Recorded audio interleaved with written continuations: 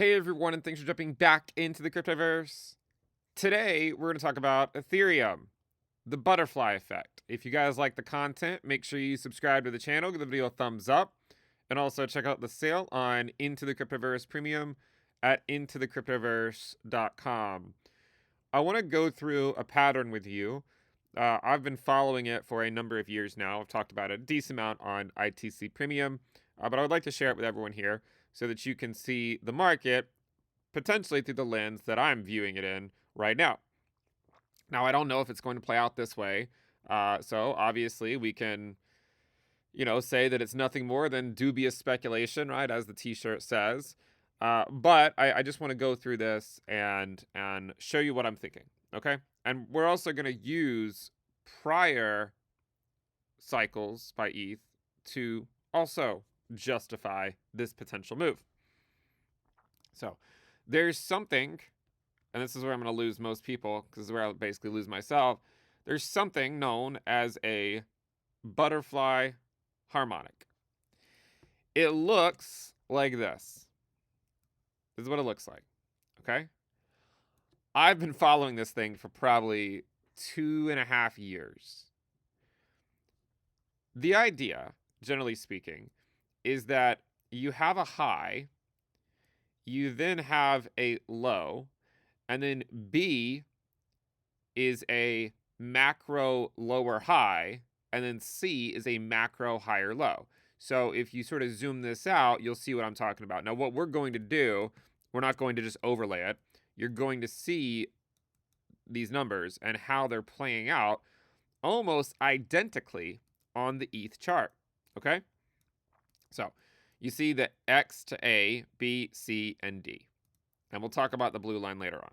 Okay? Because I know I'm sure people are going to ask about it. There's a tool on TradingView right here where you can pull up this same thing, right? So, and by the way, I am not an expert at butterfly harmonics or Elliott waves or anything like that. So, if any of you are and I'm missing something, feel free to point it out, right? Feel free to point it out. Okay. So, in this case, you have X here, and then this is A. B could theoretically be any one of these peaks, right? But that's B. And then C would theoretically be, the macro higher low. And then D would be somewhere up here. Okay.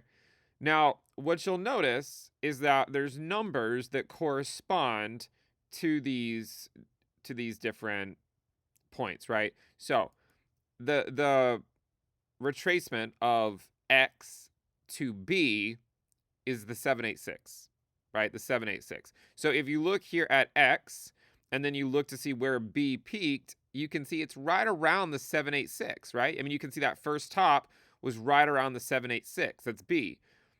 That's this B right here, right? From X to B is the 786. You see that? Now, here is where it gets tricky, and here is where it has been difficult, but I think we've seen this also with the S&P 500 a few decades ago. If you look at the distance here from A, or sorry, not the distance, but sort of the retracement level from A to C, you can see that it varies, right? It doesn't have to go down to the 0.886. It could go as high. It could only go down to the 0.382. So what's interesting about this is the first top that ETH had in March of 2024, that first low, if you ignore this wick, right, but that first low, if that had been C, that actually would have been right around the 382, okay? So you could see how this pattern, it has been relevant for a long time. And back over there, I always thought that there was just no way that was going to be the macro higher low, right? I thought we would go much lower than the 0.382. That's why I've gone on and on and on for so long about Ethereum needing to go home. But the 382, see A to C, right? A to C. The 382 is where it found support before going back up. And then it came back down and found support around, the 0.6 maybe around the 0.67, or if I guess if you don't include the wick, if you look up here, it's a little bit higher up. But the point is that the C, like A to C, this can be as high as the 0.382, way up here, or it could be as low as the 0.886. Now, the 0.886 would be all the way down here at around $1,200. Okay. Now, look, guys, I've gotten in a lot of trouble with people for a long time for saying ETH could go that low. It doesn't even have to go that low. I mean, maybe it bottoms out before then. But what I find interesting, and if you followed me for a while, you already know what I'm going to say. What I find interesting is that C, the 0.886, actually just happens to correspond to Ethereum's logarithmic regression band, right? You see that? So this C right here of 1200 or so would actually be the lower logarithmic regression trend line. Now, what's interesting with that is if you look at last cycle during quantitative tightening, right? If you overlay total assets held by the Federal Reserve, if you look at quantitative tightening right here, there was this period where the Fed was reducing their balance sheet.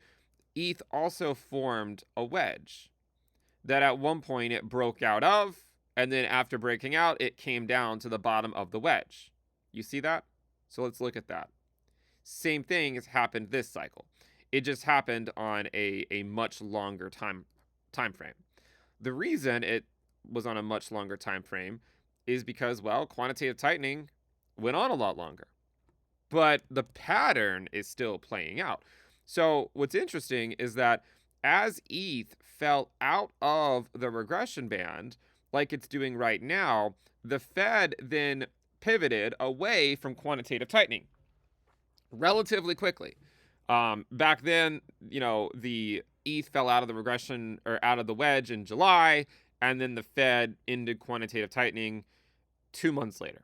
Okay, this time ETH is falling out of it in like late February, early March. So there's a good chance that, I don't know exactly when, but I would say, sometime by the middle of the year, if not sooner, there's a good chance that the Fed will end quantitative tightening. Now, when that happened, last cycle, ETH Bitcoin bottomed after this drop from the wedge was over, the initial drop from the wedge. And arguably, that's exactly the drop that we're in right now.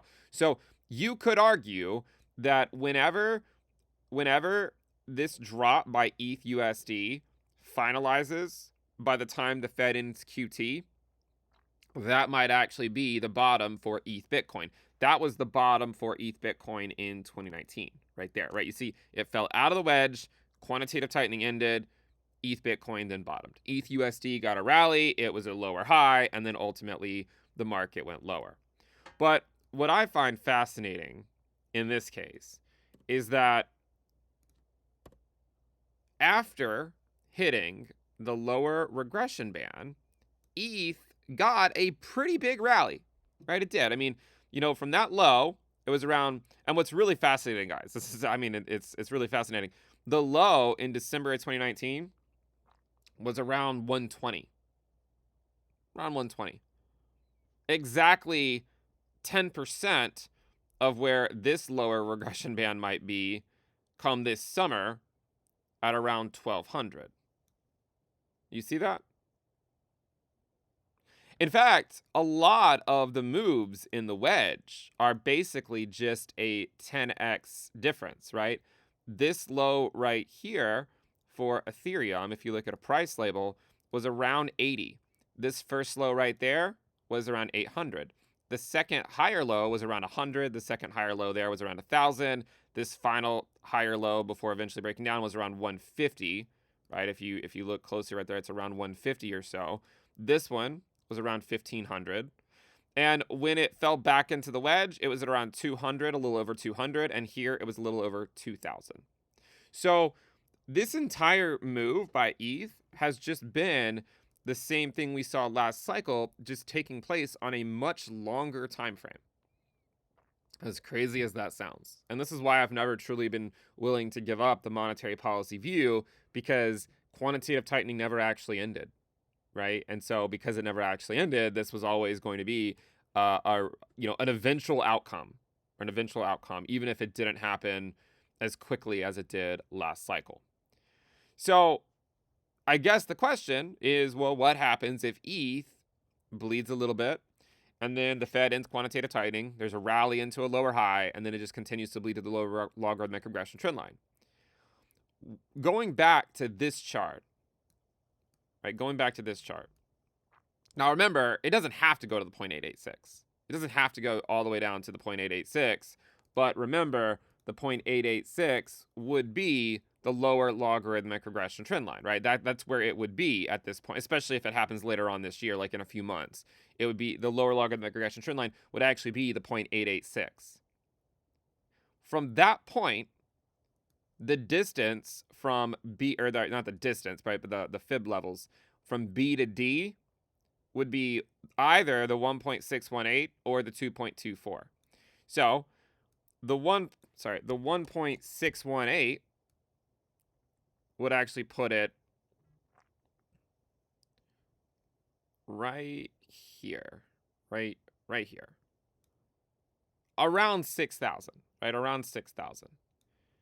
The 2.24, if you were to look at the 2.24, that would put it at around 7,500. And you can also see how that's the same, you can measure it from X to D as well. It's either the 1.272 or the 1.618, right? So this would be closer, if it's like this, it'd be closer to the 1.618. If it's down here, it would be closer to the 1.272. Okay, now I want to take a step back for a minute. This wedge, if you followed it through the higher low structure, and then you continued to follow it, that basically marked the cycle top for Ethereum. Now, technically, it went a little bit higher later on, but if you bought ETH at $100 and then sold it all at $4,000 back in 2021, who cares, right? Who cares if it went a little bit higher? No one cares.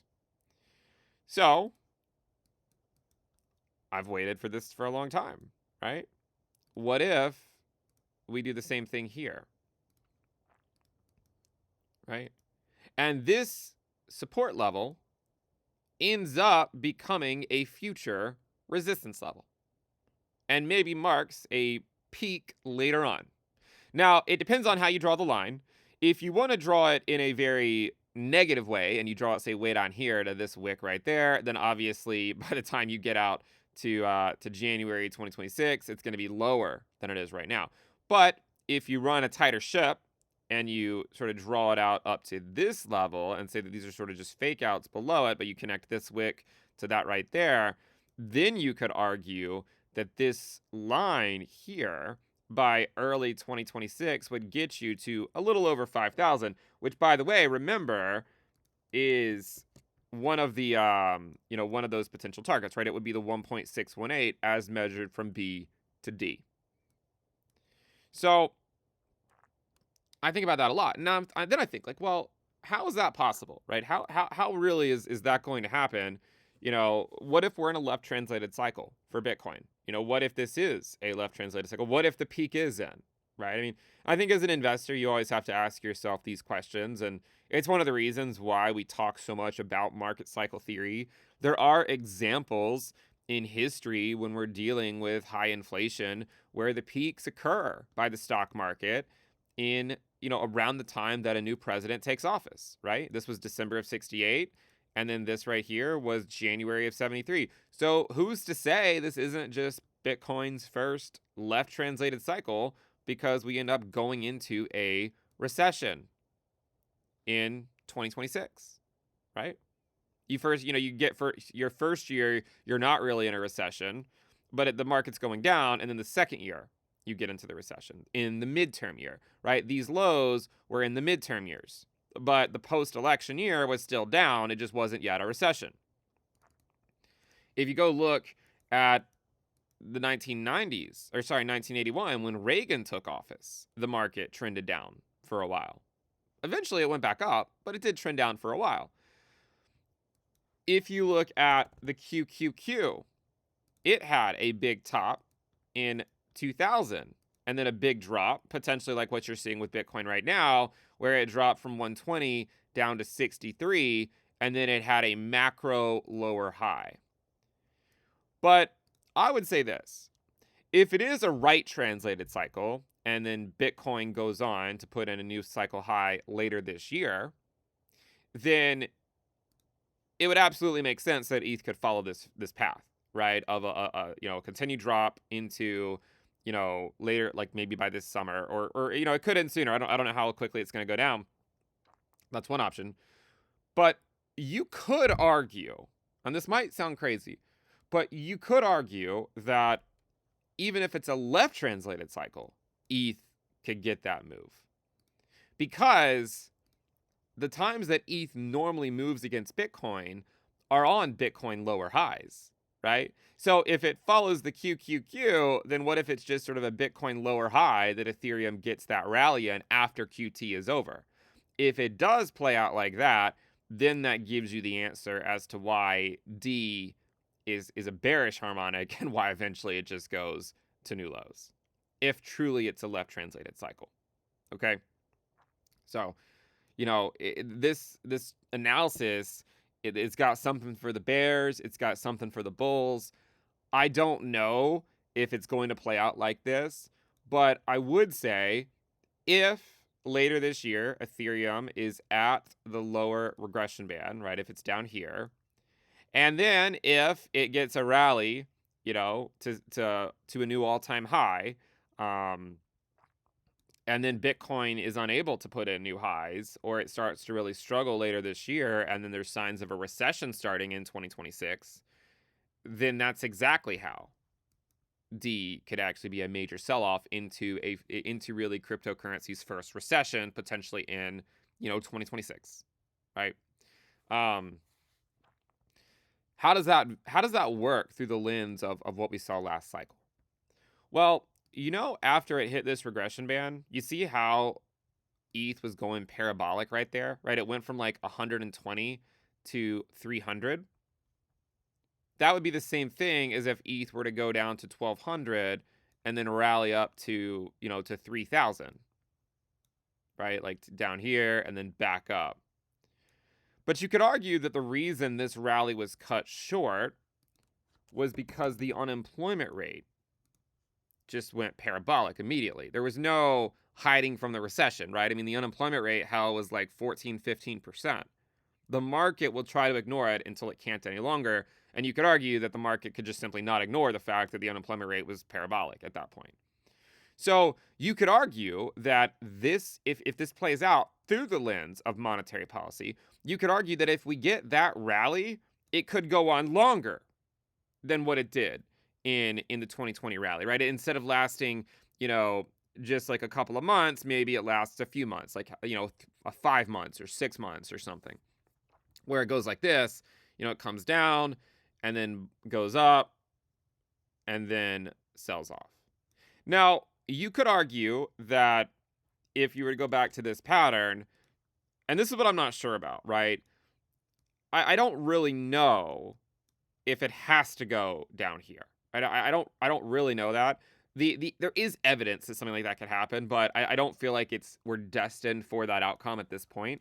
But if you look at like the S&P in the 1970s, when it had periods of inflation, issues, and unemployment, you would go to slightly higher highs in the bull markets, but then in the bear markets in the midterm years, you would go to slightly lower lows, right? This was 66, 70, and then 74, right? So separated by 4 years. So if it is a left translated cycle, then it could play out like that, where, Ethereum goes down, it then goes up here, and then gets a major sell-off to a new low where it actually takes out that low, right? Which would be kind of crazy. I'm not really calling for that at this point, but it is something to keep an eye on, especially if the economy does sort of devolve into recessionary outcomes in say 2026, where you get, something like this,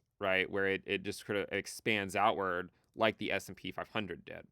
But the reason why I'm not married to that outcome is because in the 1970s, when that outcome actually occurred, it was during a period when the unemployment rate was going down that led into that type of drop. And the reason why that was an issue is because that was when the inflation rate was sky high, right? I mean, the inflation rate in December of 68 was at 5%, and it was trending back up higher, right? It was trending higher. Um and so, you could argue, and then this one over here, right? It was starting to really pick up again as well. So, and the reason it was picking up was because the unemployment rate was going down, which this cycle we haven't really seen that. We've seen the unemployment rate has actually been trending higher, not trending down. So I'm not married to that outcome because I do think we could deviate from what happened in the 1970s. And that sort of brings me to what happened in 1991, or sorry, 1989 to 1991, or sorry, 1989 to 1990, where you basically had sort of a triple top, and you had a low, a lower low, and then this final low was the recession low, right? So this here kind of reminds me of Ethereum, right? I mean, it sort of does. If you look at Ethereum, this cycle, it looks to me like you have a triple top, right? And then you have a low and then another low. And then maybe you get your final low over here, right? You get your final low and then you get a big rally up. So it could definitely play out like that. And if it did play out like that, you'll notice in the 1970s, it's not like, or sorry, in the 1990s, it's not like the market then went to a new low. It just got a big move up and then kind of stalled out for a while.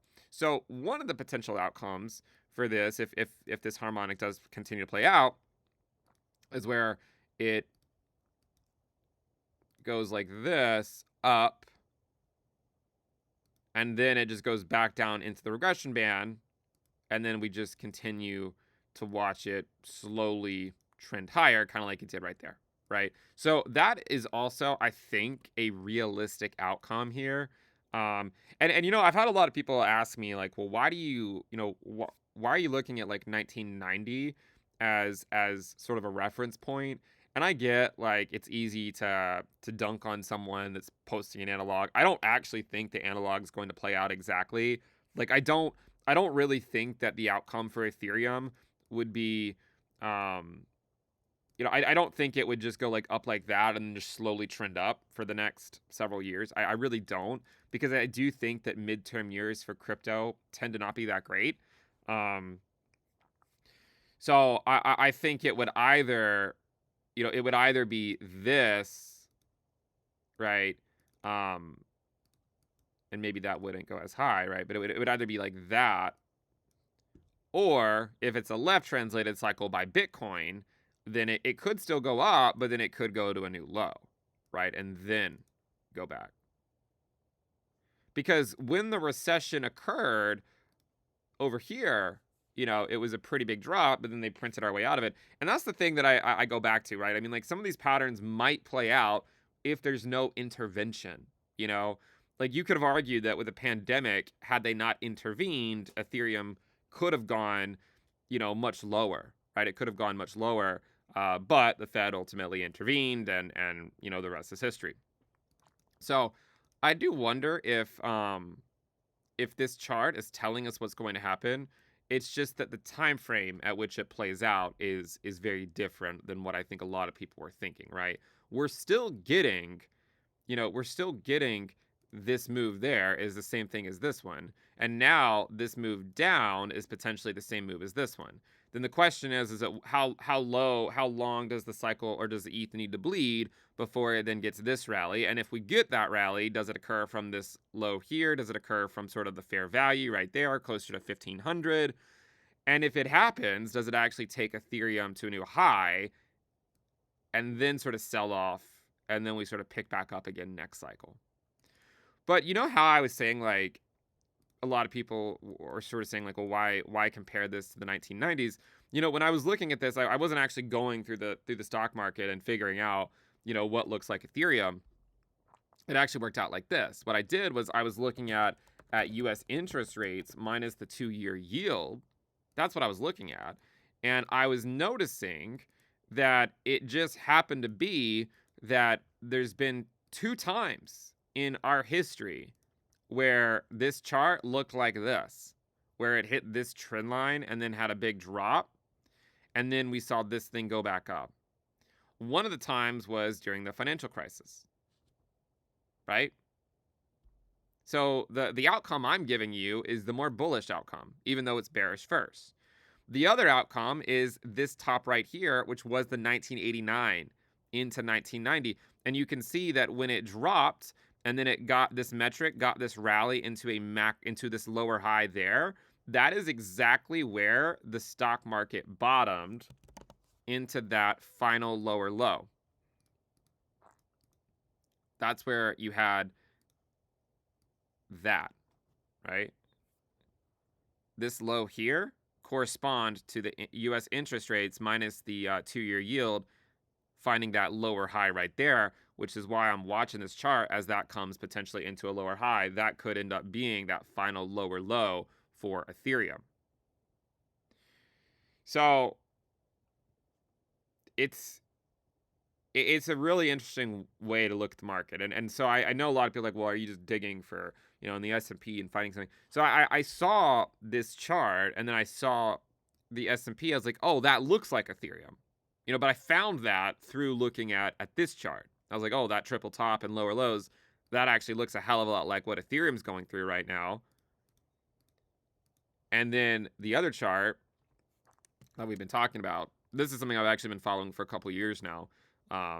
And I basically watched ETH bounce at every single level along the way, right? It bounced right there at the 0.382 here, and then it bounced a little bit lower, and now it's potentially going all the way down to the 0.886, or as low potentially as the 0.886 before finding some more renewed strength.